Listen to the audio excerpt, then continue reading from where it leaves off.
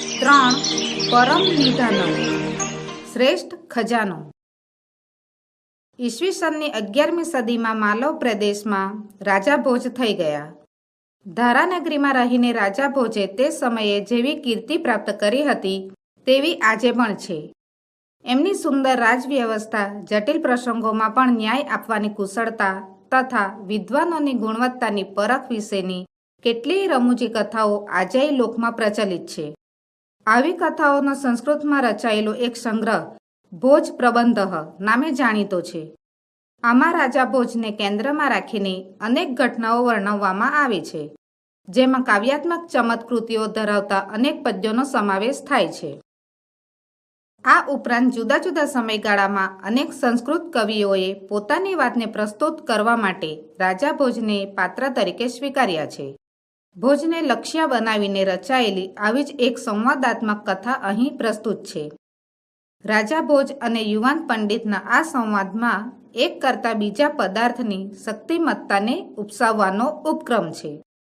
ક્રમશઃ આગળ વધતો આ સંવાદ છેવટે સંતોષની વાત આવતાની સાથે અટકી જાય છે. આમ આ સંવાદ સંતોષનું મહત્વ આકારી આપે છે. આ પાઠનો અભ્યાસ કરતી વખતે ક્રિયા અને કર્તૃકારકના સમન્વયની વ્યવસ્થાને સમજવાની છે. વળી વિવિધ વિભક્તિમાં નામરૂપો કેવા ફેરફાર લે છે અને ક્રિયાપદોના રૂપો કેવા હોય છે તેનો પણ અહીં અભ્યાસ કરવાનો છે.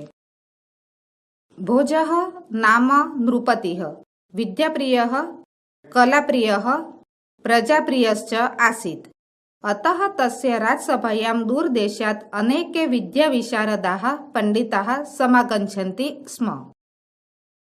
ભોજ નામનો રાજા વિદ્યાપ્રેમી, કલાપ્રેમી અને પ્રજાપ્રેમી હતો. આથી તેની રાજસભામાં દૂર દૂરના દેશોમાંથી અનેક વિદ્યા નિપુણ પંડિતો આવતા. એકદા ભોજ પ્રાસાદસ્ય ગવાક્ષે ઉપવિષ્ટઃ આસીત. સહ માર્ગે એકમ નવાગંતુકમ અનભિજ્ઞમ યુવકમ પશ્યતિ. તસ્ય પરિચયમ જ્ઞાતુમ સહ તમ પ્રાસાદે આહ્વયતિ. તત્સ્ત્યો મધ્ય એવં વાર્તાલાપઃ સંજાતઃ. એકવાર ભોજ મહેલના ઝરૂખામાં બેઠેલો હતો. તે માર્ગમાં એક નવા આવનાર અપરિચિત યુવકને જુએ છે. તેનો પરિચય જાણવા તે તેને મહેલમાં બોલાવે છે. પછી તે બેની વચ્ચે આ પ્રમાણે વાર્તાલાપ થયો. ભોજ વદતિ ભવાન કહ વર્તતે. ભોજ કહે છે, આપ કોણ છો? યુવક વદતિ અહમ ઘટપંડિત અસ્મિ. ભોજ વદતિ ઘટપંડિત કિમ નામ ઘટપંડિત ઇતિ. ભોજ કહે છે, ઘટપંડિત ઘટપંડિત એટલે શું? યુવક વદતિ યથા ઘટે પરિપૂર્ણમ જલમ તિષ્ઠતિ તથૈવ મયી પરિપૂર્ણ જ્ઞાનમ વર્તતે અતઃ અહમ સ્વાત્માનમ ઘટપંડિતમ મન્યે. યુવક કહે છે, જેમ ગળામાં છલોછલ પાણી હોય છે તેવી જ રીતે મારામાં પૂરેપૂરું જ્ઞાન છે, એટલે હું મારી જાતને ઘટપંડિત માનું છું. ભોજ વદતિ યુવકસ્ય ગર્વપૂર્ણામ ઉક્તિમ શ્રુત્વા સ્વાત્માનમ તતો અપ્યધિકમ મત્વા અહંકારેણ સહ યદિ ત્વમ ઘટઃ અસી તર્હિ અહમ મુગ્ધરત્વેન વર્તે. મુગ્ધરઃ સ્વકીયેન પ્રહારેણ ઘટમ વિનાશયતિ અહમ અપી ઘટરૂપમ ભવંતમ વિનાશયામિ. ભોજ કહે છે, યુવકનું ગર્વપૂર્ણ વચન સાંભળીને પોતાની જાતને તેનાથી પણ ચડિયાતી માનીને અહંકાર સાથે, જો તું ઘડો છે તો હું મુદ્ગર તરીકે વર્તું છું. મુદ્ગર પોતાના પ્રહાર વડે ઘડાનો નાશ કરે છે. હું પણ ઘડારૂપ તમારો વિનાશ કરું છું. યુવક વદતિ યદિ ભવાન મુદ્ગરત્વેન વર્તિષ્યતે તર્હિ અહમ અગ્નિઃ ભવામિ. દહન કર્મ અગ્નિઃ ભૂત્વા મુદ્ગરમ ભસ્મ કરિષ્યામિ. યુવક કહે છે, જો આપ મુદ્ગર તરીકે વર્તશો તો હું અગ્નિ બનું છું. બાળવાનું કર્મ કરનાર અગ્નિ થઈને હું મુદ્ગરને ભસ્મીભૂત કરી નાખીશ. ભોજ વદતે ત્વમ યદિ વહિન્યત્વેન વર્તિષ્યસે તર્હિ અહમ વૃષ્ટિઃ ભવિષ્યામિ. વૃષ્ટેઃ પુરુતઃ વહ્નિઃ સ્થાતુમ ન શક્નોતિ તથા ત્વમપી મમ પુરુતઃ સ્થાતુમ ન શક્નોષિ. ભોજ કહે છે, જો તું અગ્નિ તરીકે વર્તીશ તો હું વરસાદ બનીશ.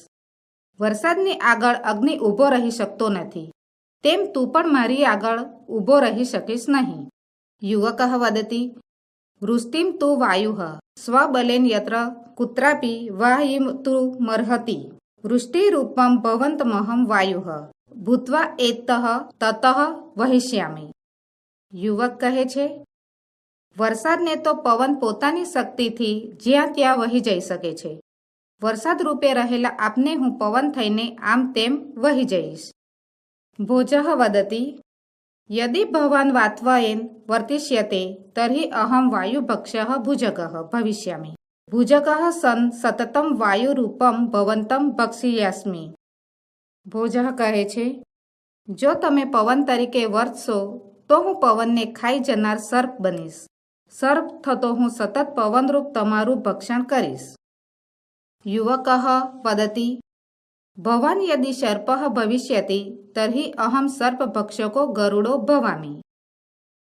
યુવક કહે છે, આપ જો સર્પ થશો તો હું સર્પને ખાનાર ગરુડ બનીશ.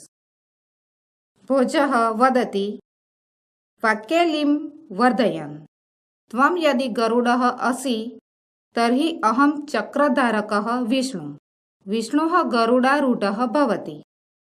ભોજ કહે છે, વાણીની રમત વધારતા તું જો ગરુડ થાય તો હું ચક્રધારી વિષ્ણુ છું.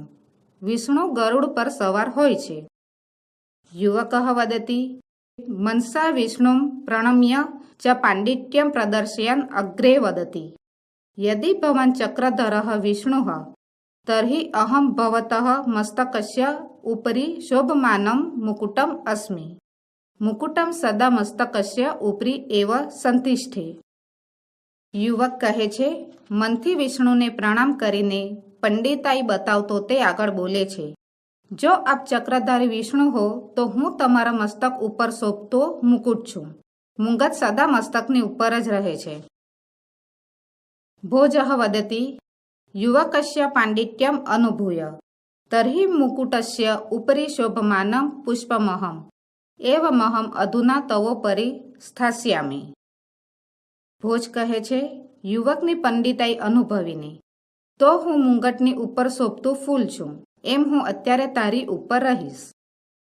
યુવક વદતિ ભવાન યદિ પુષ્પમ ભવિષ્યતિ તર્હિ અહમપી ભ્રમરો ભૂત્વા તવ પુષ્પસ્યોપરી સ્થાસ્યામિ. યુવક કહે છે, આપ જો ફૂલ થશો તો હું પણ ભ્રમર થઈને તમારા ઉપર ફૂલની ઉપર રહીશ. ભોજ વદતિ એવં ભવાન દ્વિરેફઃ તર્હિ અહમ સૂર્યઃ પુષ્પસ્ય અંતઃ સ્થિતઃ ભ્રમરઃ સૂર્યાસ્તકાલે બંદી ભવતિ અહમપી ત્વામ બંદીનમ કરિષ્યામિ. ભોજ કહે છે, એમ તમે ભ્રમર છો તો હું સૂર્ય છું. ફૂલની અંદર રહેલો ભમરો સૂર્ય અસ્ત થતાં કેદ થાય છે. હું પણ તમને કેદી બનાવીશ.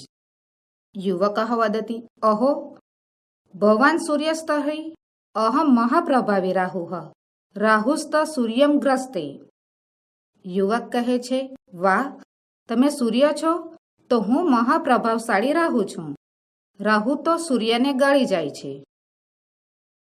ભોજ વદતિ કિંચિત ઉચ્ચૈઃ ભવાન રાહુશ્વેત અહમ રાહુરૂપાય તુભ્યમ દાનમ દાસ્યામિ દાન ગ્રહણેન તવાયમ ગર્વઃ નિશ્ચયેન શાંતઃ ભવિષ્યતિ. ભોજ કહે છે, જરા ઊંચે સાદે, જો તમે રાહુ હો તો હું રાહુ રૂપે રહેલા તમને દાન આપીશ. દાન લેવાથી તમારો આ ગર્વ નિશ્ચિત રૂપે શાંત થશે. યુવક વદતિ વિહસ્ય ચાતુર્યેણ યદિ ભવાન દાની તર્હિ અહમ સંતુષ્ટઃ ભવતઃ દાનસ્ય પ્રયાસઃ નિષ્ફલઃ ભવિષ્યતિ સર્વતઃ અલુબ્ધઃ અહમ ભવતઃ દાનમ ન ગ્રહિષ્યામિ. યુવક કહે છે, હસીને ચતુરાઈથી, જો તમે દાતા હો તો હું સંતુષ્ટ છું. તમારા દાનનો પ્રયત્ન નિષ્ફળ જશે. સર્વ રીતે નિર્લોભી હું તમારું દાન નહીં લઉં. એવમ ઉત્તરોત્તરમ વિવાદરતયોઃ ભોજયુવકયોઃ મધ્યે યદા સંતોષસ્ય વિષયઃ સમુપસ્થિતિઃ તદા સમાગતે સંતોષે સર્વં શાંતમ ભવતિ ઇતિ વચનાનુસારમ વિવાદો અપી સ્વયમેવ શાંતઃ. આમ આગળ ને આગળ વિવાદમાં લાગેલા ભોજ અને યુવકની વચ્ચે જ્યારે સંતોષનો વિષય આવ્યો ત્યારે સંતોષ પ્રાપ્ત થતાં બધું શાંત થાય છે. એ વચન અનુસાર વિવાદ પણ પોતાની મેળે જ શમી ગયો. અંતે ચતુરમ જ્ઞાનેન ગુણેન ચ ઉપતેમ તમ પંડિતમ યુવકમ પ્રણમ્ય ધારાધિપતિ ભોજરાજ અવદત્ત અયિ ઘટપંડિત ગુણ પૂજકે ધારાદેશે ભવતઃ સ્વાગતમ અસ્તિ ભવાન વિજયી જાતઃ સંતુષ્ટમ જનમ ન કો અપી પરાજેતુમર્હતિ યતો હિ સંતોષ એવ પુરુષસ્ય પરમ નિધાનમ વર્તતે. છેવટે ચતુર તેમજ જ્ઞાન અને ગુણ વડે યુવક તે પંડિત યુવકને પ્રણામ કરીને ધારાદેશના સ્વામી ભોજરાજે કહ્યું, અહો ગટપંડિત, ગુણોના પૂજારી એવા ધારાદેશમાં આપનું સ્વાગત છે. આપ વિજેતા થયા. સંતુષ્ટ વ્યક્તિને કોઈ પણ હરાવી ન શકે, કેમ કે સંતોષ જ પુરુષનો શ્રેષ્ઠ ખજાનો છે.